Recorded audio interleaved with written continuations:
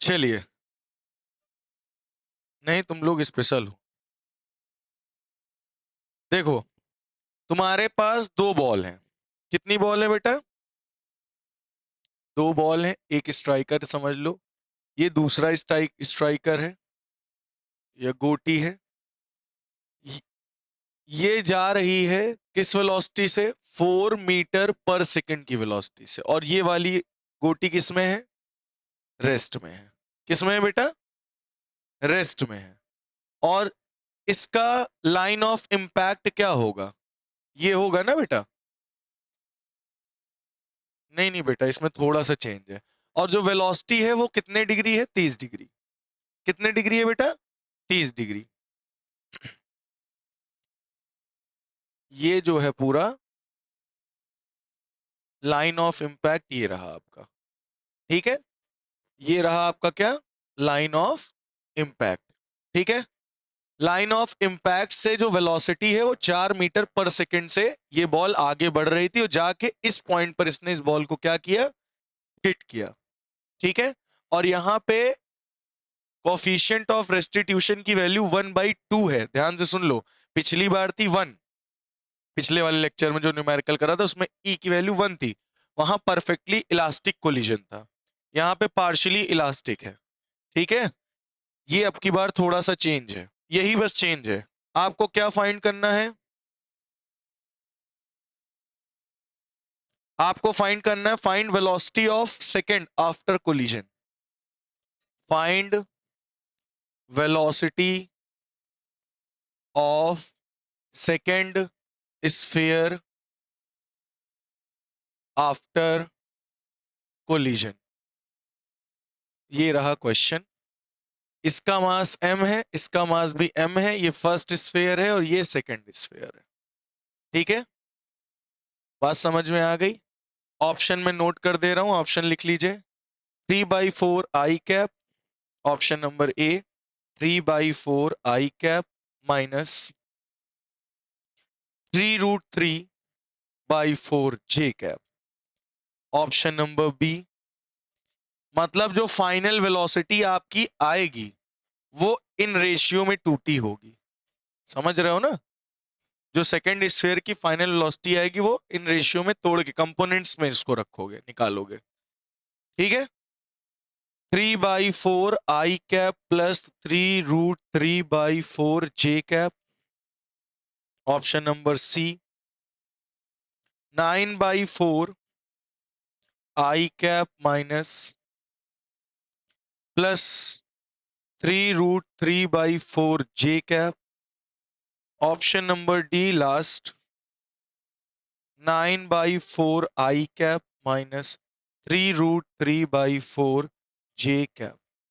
ये आपके चार ऑप्शंस हैं, ये आपका न्यूमेरिकल है। सेम वही प्रोसीजर है जो कल हमने किया था, मैं आपको एक बार फिर से याद दिला देता हूं। आपको कंजर्वेशन ऑफ मोमेंटम लगाना है, लेकिन कहां? Along line of impact. फिर आपको ई की वैल्यू लगा, ई का फॉर्मूला लगा देना, E is equal to V2 minus V1 upon U1 minus U2। दो इक्वेशन बनेंगी, वहां से वेलोसिटी निकाल लीजिए। बात समझ में होपफुली आ गई होगी। तो ट्राई मारिए तो मैं बताऊं। ठीक है, जब बेटा ये दोनों टकराएंगे तो टकराने के बाद क्या होगा? आपको भी पता है क्या होगा। ये दोनों एक दूसरे को कोलाइड करेंगे। जैसे ही कोलिजन होगा ये क्या होगा बेटा? इसका नॉर्मल, कॉमन नॉर्मल। इसको हम लोग क्या बोलते हैं? Line of impact. ठीक है, कितने डिग्री पे एंगल? 4 मीटर पर सेकंड से जा रहा, कितने डिग्री पर एंगल बनाया? 30 डिग्री। कितने डिग्री? 30 डिग्री पर। वही सेम टू सेम कल वाला ही क्वेश्चन है। इसका मास m, इसका मास m। ये किसमें था? रेस्ट में। ये किसमें है? मोशन में। ये वन बॉडी, ये सेकंड बॉडी। अब आपको पता है इसमें क्या होगा?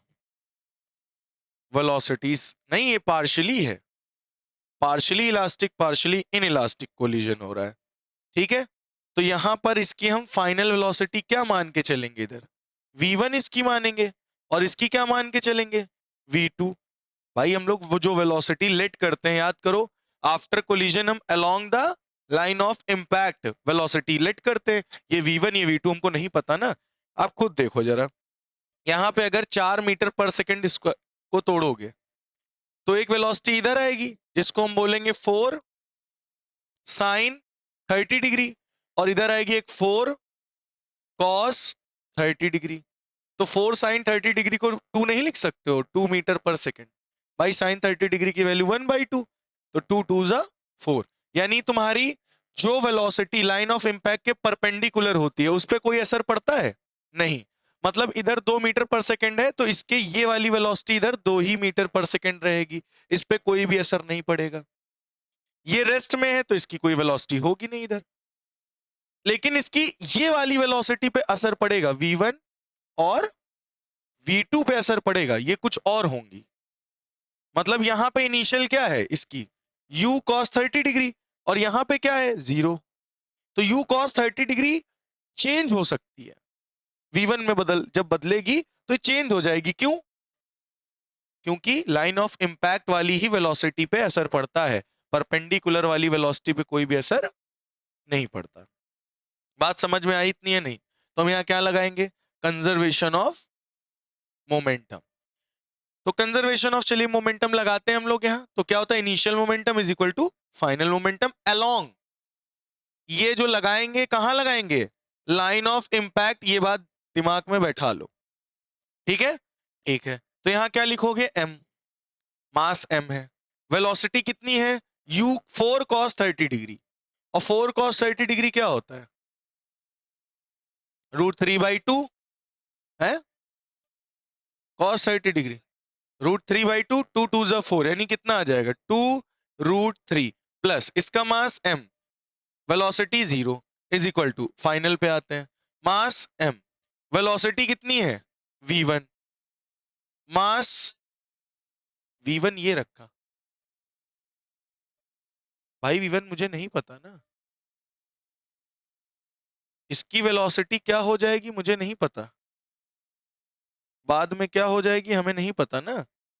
पता है क्या तुमको v1 क्या हो जाएगी, तुमको पता है v1 क्या हो जाएगी, 4 मीटर पर सेकेंड थी, इसको हटा दो,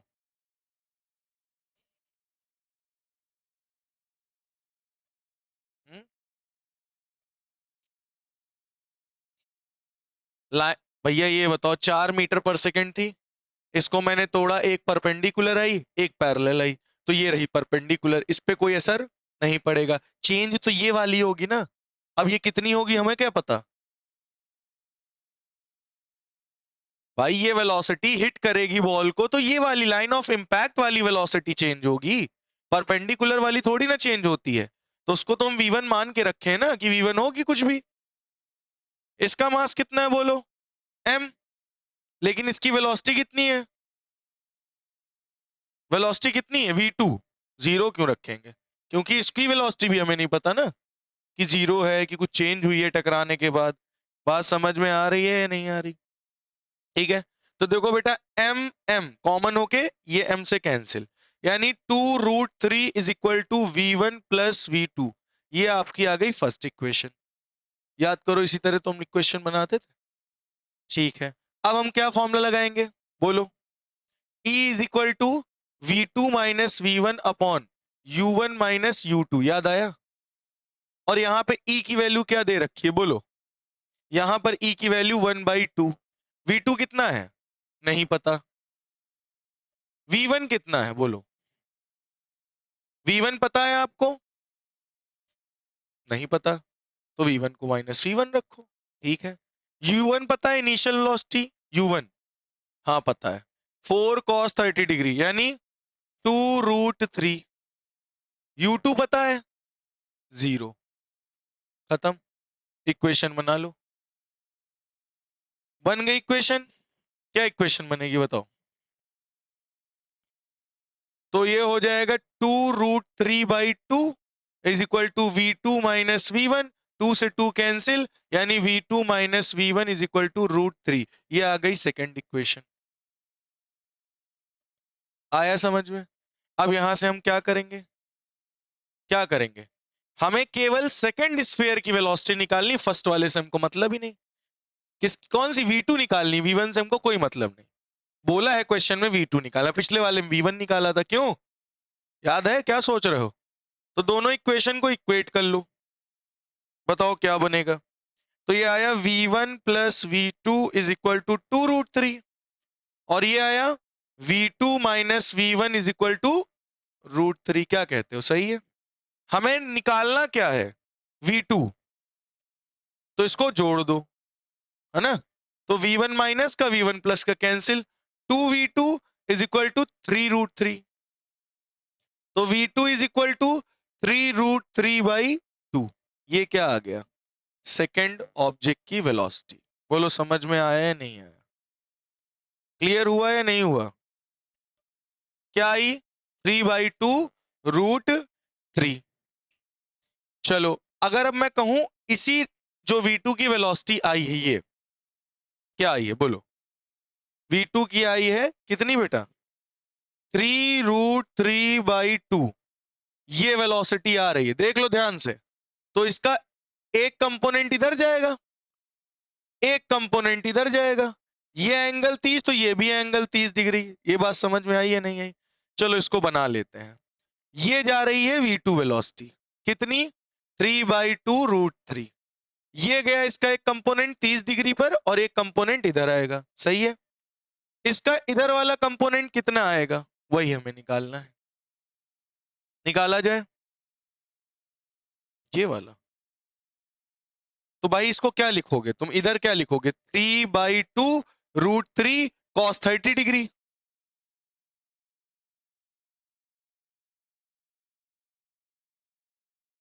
पीछे वाला क्वेश्चन पे एक बार आप जाके चेक करो। और इधर 30 डिग्री नहीं है तो क्या करोगे, 3/2√3 sin 30 डिग्री। ठीक है, ये बात समझ में आई। अब इसको क्या करोगे, sin 30 की वैल्यू क्या होगी, 1/2। तो sin 30 1/2, 2 2 ज़ा 4, यानी 3/4√3। और इधर क्या आएगा, √3/2, यानी 3/2 इंटू √3 इंटू √3/2, यानी क्या हो जाएगा, 3 3 जा 9/4। तो आपको क्या दिख रहा है, ये कौन सी एक्सिस है, आई। तो 9/4 आई कैप, और ये नेगेटिव है नीचे की तरफ, 3/4√3 j कैप। कौन सा ऑप्शन दिख रहा है, option number D is correct. Note कर लीजिए बेटा। इसने क्वेश्चन में क्या बोला, find the velocity of second sphere. Second sphere की वेलोसिटी ये आ गई, उसी को मैंने ऑप्शंस के लिए ब्रेक किया है, सेकंड वेलोसिटी की, सेकंड स्फीयर की वेलोसिटी को। पिछली बार फर्स्ट स्फीयर की वेलोसिटी पूछी थी तो उसका मैंने बताया था। बात समझ में आ गई है? नोट कर लीजिए, नोट कर लीजिए जल्दी से।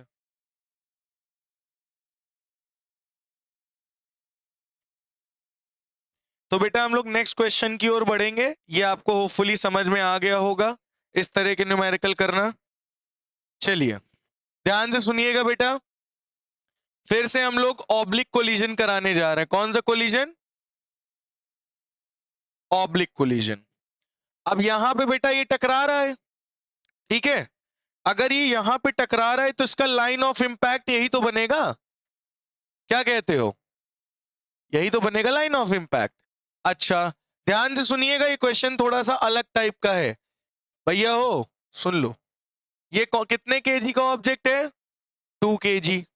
ये कितने केजी का है, 4 kg। अब ध्यान से सुनो, बोल रहा है इसकी जो वेलोसिटी है वो 4 मीटर पर सेकंड है 30 डिग्री पर, वो भी इस डायरेक्शन में। फिर बोल रहा है कि 2 मीटर वेलोसिटी है यहां से इस डायरेक्शन में, 2 मीटर पर सेकंड से। मतलब ये वाला इधर जा रहा था 4 मीटर पर सेकंड से, ये वाला इधर आ रहा था 2 मीटर पर सेकंड से, और दोनों आके ऑब्लिक कोलिजन करते हैं। ठीक, अब नहीं वेस्ट में कैसे हो जाएंगे। तो ये आपका प्रोसीजर है, और बोल रहा है ये इसकी रेडियस r, ये इसकी रेडियस r, ये रेडियस r, यानी ये रेडियस r। बात समझ में आ गई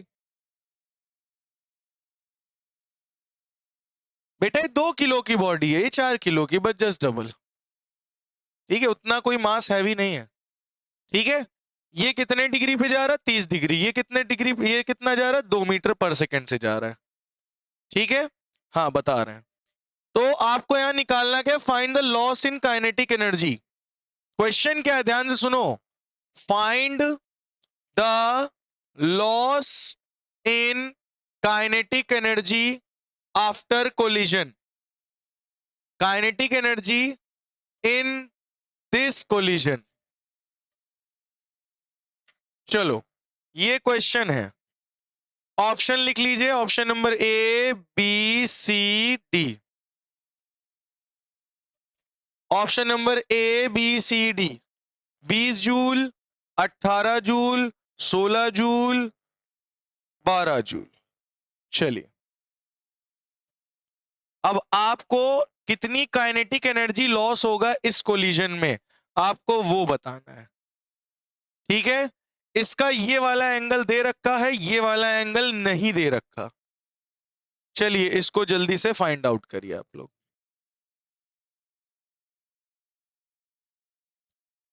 चलो देखो बेटा, यहां पे हमें क्या करना है, यहां पे E की जो वैल्यू दे रखी है वो 1/3 है। परफेक्टली इनइलास्टिक कोलिजन था। ठीक है, अच्छा अब ध्यान से सुनो, हमें ये थीटा पता करना है। कैसे पता करें? एक काम करते हैं, यहां से इसको आगे बढ़ाओ और यहां से इसको आगे बढ़ाओ। तुमको देखो एक ट्रायंगल दिख रहा है, ये दिख रहा है ना, एक कुछ ऐसा ट्रायंगल बन रहा है, देख रहे हो बन रहा है कि नहीं? ये वाला एंगल कितना है? 30 डिग्री। और ये टोटल डिस्टेंस 2r। देख लो r प्लस r कितना हो गया? 2r। ये कितना है? 90, है ना? तो साइन थीटा हम लोग निकाल लें। क्या निकाल लें? Sine theta. अरे तुम ऐसे ही देख लो, तुमको कुछ करना नहीं। ये लाइन इधर, ये लाइन इधर, ये 30 डिग्री तो ये भी 30 डिग्री होगा। ऑल्टरनेट एंगल दिख रहे हैं। बोलो बात समझ में आई या नहीं आई? नहीं तो तुम यहां पे क्या लगा सकते हो, साइन थीटा लगा लो। क्या लगा लो? साइन थीटा लगा लो। साइन थीटा लगाओगे तो क्या आएगा रेशियो? बोलो, परपेंडिकुलर अपॉन हाइपोटेनस। तो अगर इस ट्रायंगल के लिए तुम जाओगे तो इस ट्रायंगल के लिए ये क्या होगा? परपेंडिकुलर। इसके लिए हम्म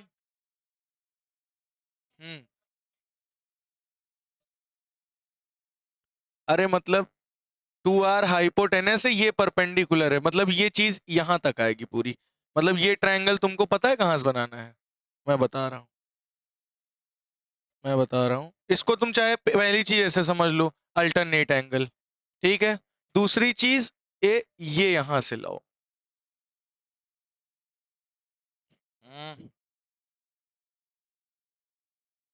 मतलब ऐसे यहां से, तो ये परपेंडिकुलर बनेगा तो इसकी दूरी क्या होगी? r। चलो इसको छोड़ दो इतना, ये तो समझ में आ गया ना। ये देखो पैरेलल लाइन, ये पैरेलल लाइन, ये 30 डिग्री, तो ये भी कितना होगा? बोलो, इतनी बात क्लियर हो गई? फालतू दिमाग मत लगाओ। इतना समझ में आ गया है नहीं है? बोलो, क्या ये 2 मीटर पर सेकेंड जो है वो कितने डिग्री पे जा रहा है? 30 डिग्री। कैसे पता चला? Alternate angle. क्लियर हुआ इतना? अब चलो हमें बताओ क्या करना होगा। सबसे पहले सेंटर ऑफ मास क्या लगाना होगा? कंजर्वेशन ऑफ मोमेंटम कहां लगाना होगा? Along line of impact. बोलो सही बात है। चलो इसको लगाओ, बताओ यहां क्या होगा, इस जगह पर क्या होगा? आफ्टर कोलिजन की कहानी अगर हम लोग सुनते हैं तो आफ्टर कोलिजन क्या होगा? बोलो, ये आएगा, इससे टकराएगा, है ना? टकराएगा।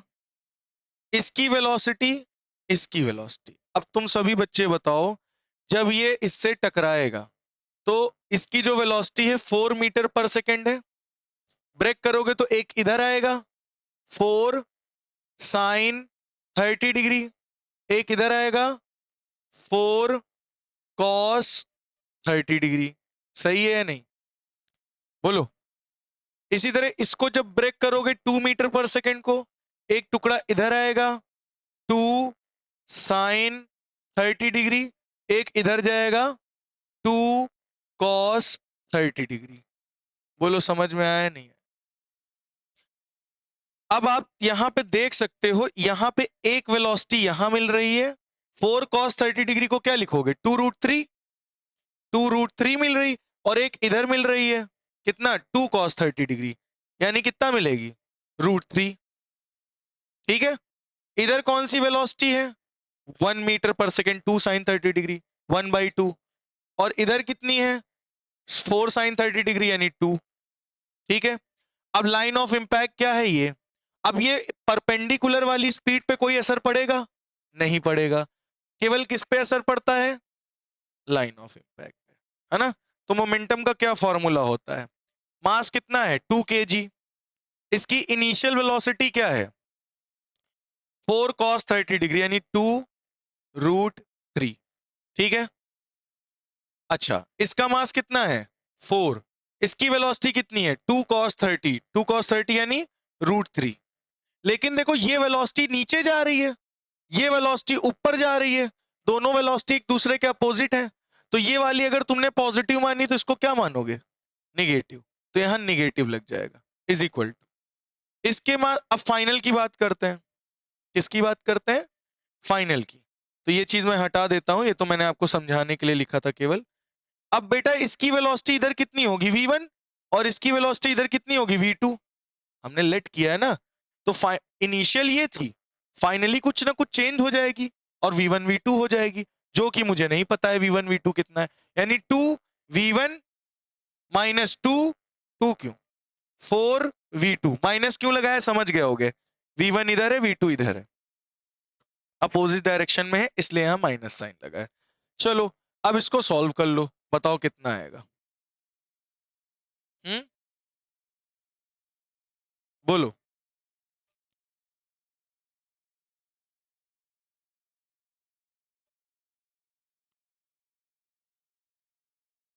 लगाओ बेटा।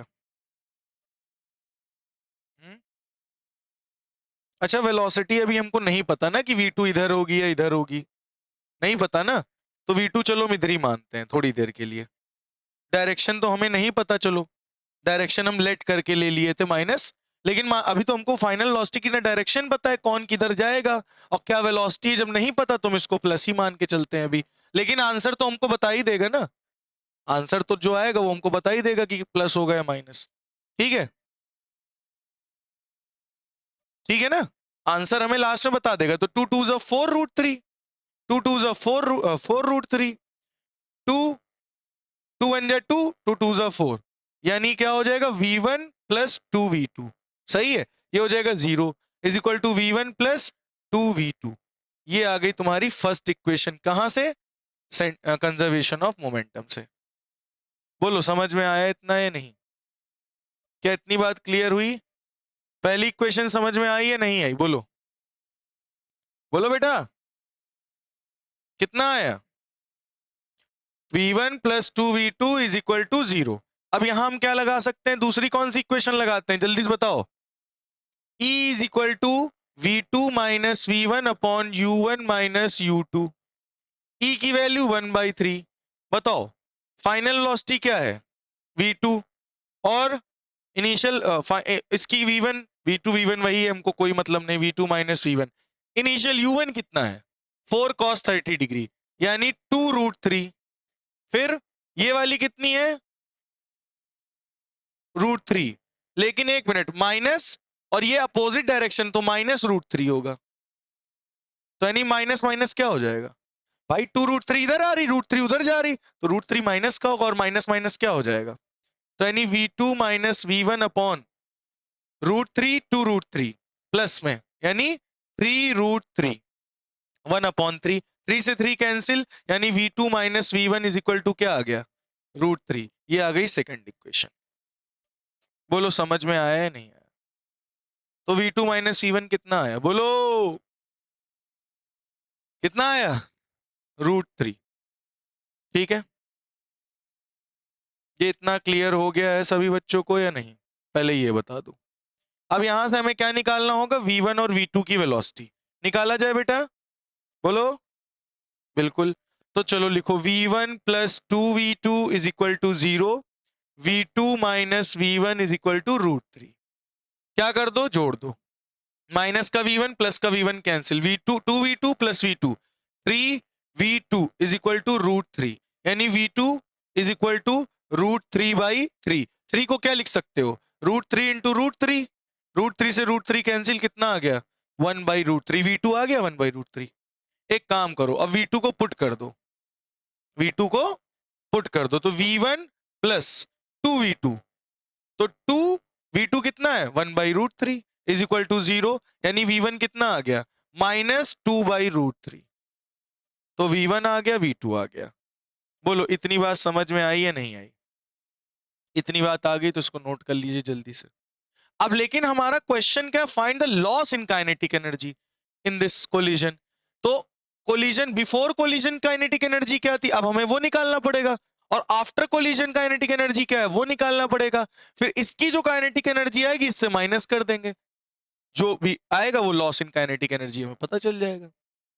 v1 v2 ही हमको पता करना था, चलो निकाल लेते हैं जल्दी से, फिर इसमें समय क्यों लगाना, है ना। चलो एक काम करते हैं, सबसे पहले हम फाइनल इनिशियल काइनेटिक एनर्जी निकालते हैं। इनिशियल क्या होगी बेटा, बोलो जल्दी से।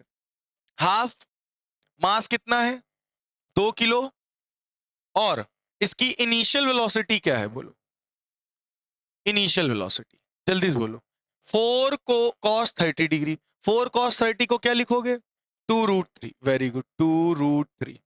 फिर काइनेटिक एनर्जी इनिशियल प्लस, और कौन सी काइनेटिक एनर्जी है ये, हाफ इंटू 4 इंटू इधर कितनी है -√3, ये माइनस प्लस को क्या कर देगा, माइनस कर दिया। बात समझ में आ गई, ये √3 माइनस का होगा ना, इधर जा रही, तो माइनस प्लस क्या हो गया, -2 से 2 कैंसिल, 2√3 सही है, और 2 अंदर 2, 2 2 4, माइनस का 2√3। बोलो ये बात समझ में आई या नहीं आई?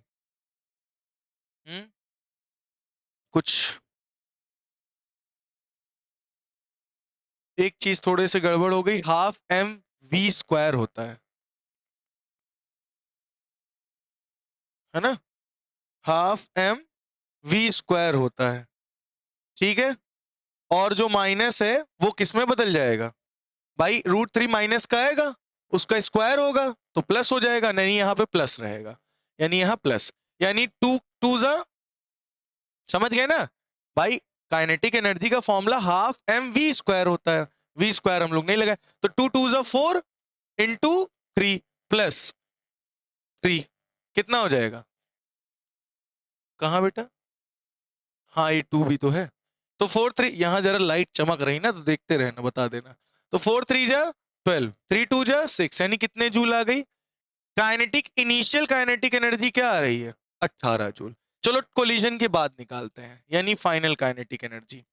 तो हाफ m, m कितना है मास 2 किलो, वेलोसिटी v1 की वेलोसिटी कितनी निकली है v1 -2/√3 का स्क्वायर प्लस, सही है, हाफ मास कितना है 4, वेलोसिटी कितनी है 1/√3 का स्क्वायर, बोलो सही है। 2 से 2 कैंसिल, ये हो जाएगा 4/3 प्लस 2 अंदर 2, 2 2 4, 2/3, यानी आ जाएगा कितना 3, 4 प्लस 2 6, 2 3 1 3, 3 2 6, यानी 2। फाइनल काइनेटिक एनर्जी कितनी आ गई, कितनी आ गई, तो जब टकराई नहीं थी बॉडी तब 18 जूल थी, टकराने के बाद कितनी हो गई 2 जूल, मतलब कितनी काइनेटिक एनर्जी लॉस हो गई 16 जूल। यानी अगर मैं लॉस इन काइनेटिक एनर्जी निकालूं तो 18 - 2 यानी 16 जूल काइनेटिक एनर्जी क्या हो गई लॉस, यानी option number C is correct. Clear हुआ, समझ में आया या नहीं आया, बोलो बेटा। नेक्स्ट जो क्वेश्चन है बेटा, इसको आपको ट्राई करके आना है, बाकी अगर नहीं आएगा तो मैं कल इसको आपको बताऊंगा, ठीक है। ये आपके पास देखो, एक चीज ध्यान रखना, हम लोग सारी चीजें फ्रिक्शनलेस पर वर्क कर रहे हैं। किस पे वर्क कर रहे हैं हम लोग, फ्रिक्शनलेस सरफेस पर, जितना भी हम लोगों ने पढ़ा फ्रिक्शनलेस के सरफेस पे काम किया है। अगर फ्रिक्शन होता, मान लो अगर फ्रिक्शन होता, तो ये जो दो कोलिजन हो रहा था, तो यहां पे एक फ्रिक्शन फोर्स इधर लगता, एक फ्रिक्शन फोर्स इधर लग रहा होता, तो ये जो परपेंडिकुलर वेलोसिटी सेम हो रही थी, ये भी चेंज हो रही होती। क्या चेंज हो रही होती? ये परपेंडिकुलर वेलोसिटी भी चेंज हो रही होती अगर फ्रिक्शन लग रहा होता तो।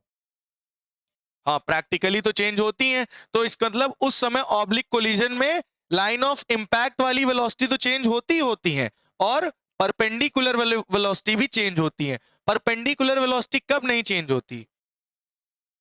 केवल और केवल जब फ्रिक्शन लेस सरफेस होता है। ठीक है, तो ये कंडीशन मैं आपको बता दे, न्यूमेरिकल है, जल्दी से नोट कर लीजिए, हम लोग फिर आगे बढ़े। एक बॉल आई बेटा, यहां से ऊपर से नीचे गिरी, यहां पे गिरने के बाद ये हॉरिजॉन्टली ग्राउंड के मूव करने लगी। ठीक है, ई की वैल्यू तुमको नहीं पता, यहां पे ई ही तुम्हें निकालना है। क्या निकालना है तुम्हें? ई निकालना है।